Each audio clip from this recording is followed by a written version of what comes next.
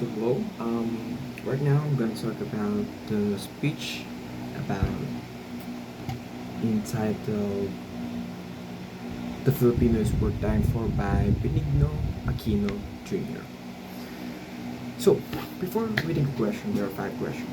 The first question is, who is Nino Aquino and what is the importance of in Philippine history? So I already know that Nino Aquino was the president of the Philippines, and he made a lot of decisions was in when he became a president. Okay. So number two question: why was Nino imprisoned, tortured, and eventually killed? What was his position before he was in prison? I actually don't have knowledge about that before reading this question. Before reading this speech. And number three: what was his relationship with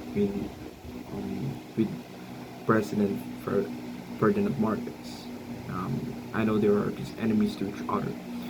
Um, the fourth question, before reading question, are there any similarities between martial law as it was then and today's times? What are they? So my knowledge about martial law is not great, but when you're comparing martial law today, there is nothing alike, according to my knowledge. Number five, do you think that the Filipinos are worth dying for? Why or why not? Yes, because it is a good cause and for the country. If it is work, there are a lot of families here in the Philippines and all of the histories that can help the younger generation so that they can have the people that they can look up to. So, right now while reading, so these are the questions. So the first question, why did he ask this question? Because he realized by himself when he's in the military confinement, the things are happening outside and what kind of impact he can make, even though he is under confinement. So number two, what is the Filipino? What is about the Filipino under martial law that prompts him to ask these questions?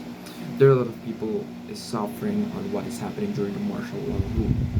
So the next question, what does tell us about how he felt about his experience and how the Filipino people were under the martial law?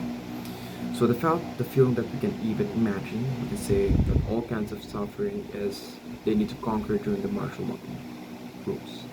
So after reading the speech about, so the question, there's a 10 question here. Okay, so the first question, how did the speech use paddles to persuade the audience that the Filipino was worth dying for?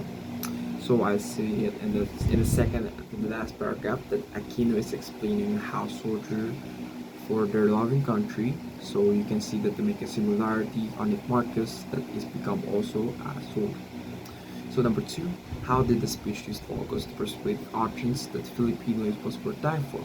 What paragraph did he use here? Show us. It will be the last paragraph for me. The last word, the order right, or beneath the Aquino right, because he is using it to persuade the audience to make the right decisions, think about the decisions that they are making, and how he can defeat Marcos with the help of other Filipinos.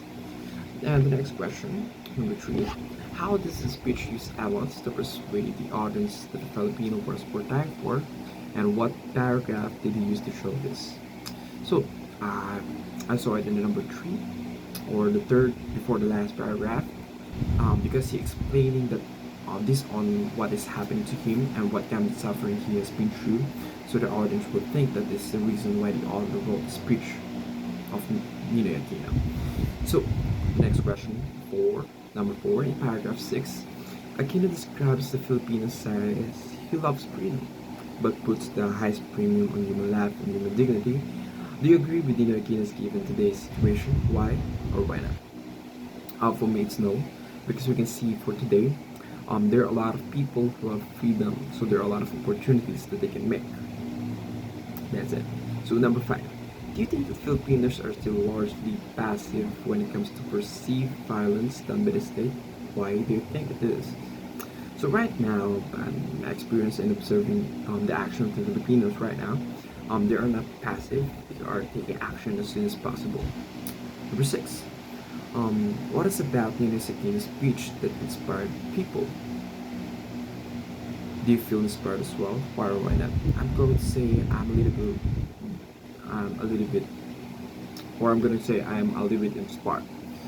But come to think of it, if there are a lot of things that happen during martial law, and it's just focusing on the little part of it, but there's a lot of more to come of this speech. It is more enthusiastic that it will help us or make brighter or right decisions today. So number 7, what made the speech more persuasive than use of add-ons, paras, or logos? So because it's important thing that readers will emotionally involve. They will think logically and they apply these things when they're reading or on that they will learn a lot and understand speech. So the thing it become persuasive when they're learning a lot of things when they're reading the speech. And number 8, in paragraphs 12, 13, and 14, Aquino repeats the word step and dying several times. What effect does it have on the audience, and do you think this word used? Emotionally and logically, they will think about what kind of death he is pertaining to. Is it a totally death or a totally dead inside? So, number 9, how would you describe the last paragraph? Why do you think the speech ended that way? I will describe it as a message to a specific person on what they need to do. And at the end of the speech, they doing like that is a very good thing because he has become more specific as soon as possible so he can go directly to further progress. So, the last question. Do you agree with Nina Aquino that their families are worth dying for? Why or why not? I will honestly say yes. Relying on this message, the suffering of the Filipinos is worth dying for in this case. Even though Nino Aquino think about what happened to his era in martial law, he will think about this kind of question on what kind of things that he can do for the Filipino. So that's it. So it's a yes for me when you're gonna ask if the Filipino worth dying for the future generations.